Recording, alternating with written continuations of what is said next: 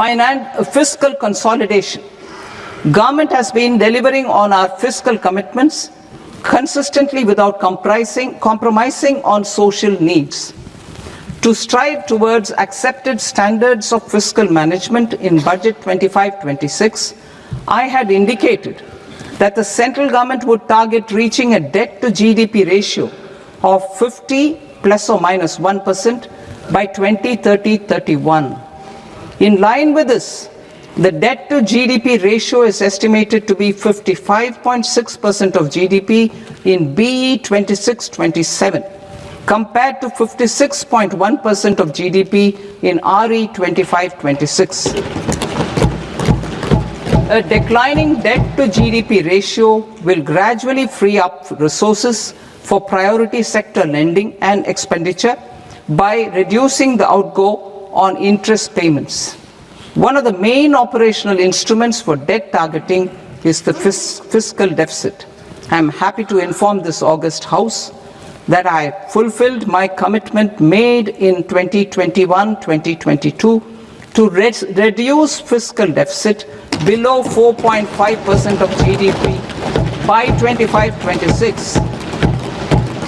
In RE 25-26, the fiscal deficit has been estimated at par with BE of 2025-26 at 4.4% of GDP. In line with the new fiscal prudence path of debt consolidation, the fiscal deficit in BE 26-27 is estimated to be 4.3% of the GDP.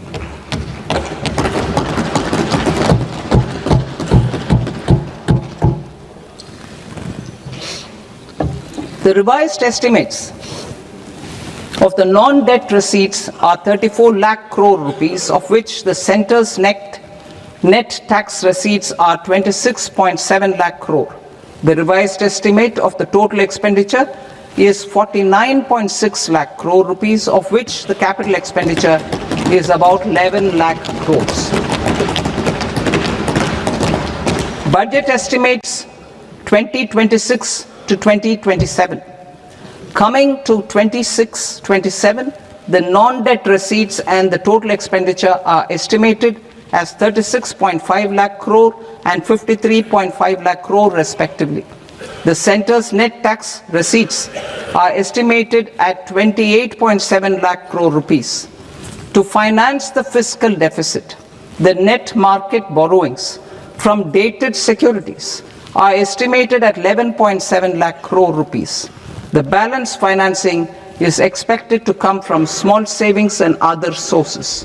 The gross market borrowings are estimated at 17.2 lakh crore rupees. I'll now move to Part B. Part B, direct taxes.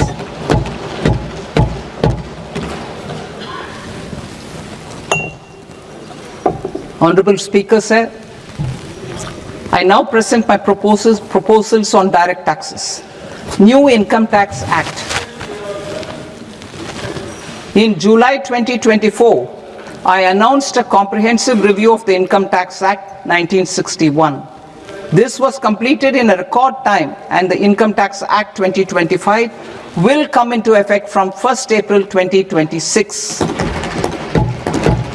The simplified income tax rules and forms will be notified shortly, giving adequate time to taxpayers to acquaint themselves with its requirements.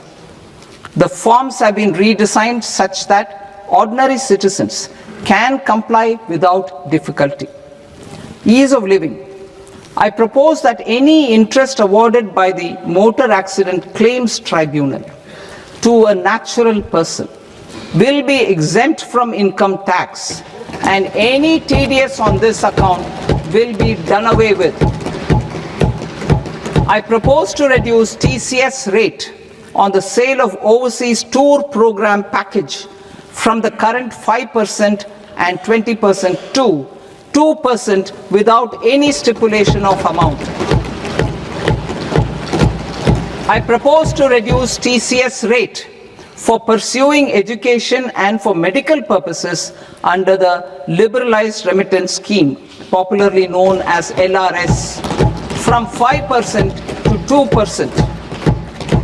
Supply of manpower services is proposed to be specifically brought within the ambit of payment to contractors for the purpose of TDS to avoid ambiguity. Thus, TDS on these services will be at the rate of either 1% or 2% only. I propose a scheme for small taxpayers wherein a rule-based automated process will enable obtaining a lower or nil deduction certificate instead of filing an application with the assessing officer. For the ease of taxpayer holding securities in multiple companies, I propose to enable depositories to accept Form 15G or Form 15H from the investor and provide it directly to various relevant companies. I propose to extend time available for revising returns from 31st December to up to 31st March with the payment of a nominal fee. I also propose to stagger the timeline for filing of tax returns. Individuals with ITR 1 and ITR 2 returns will continue to file till 31st July, and non-audit business cases or trusts are proposed to be allowed time till 31st August.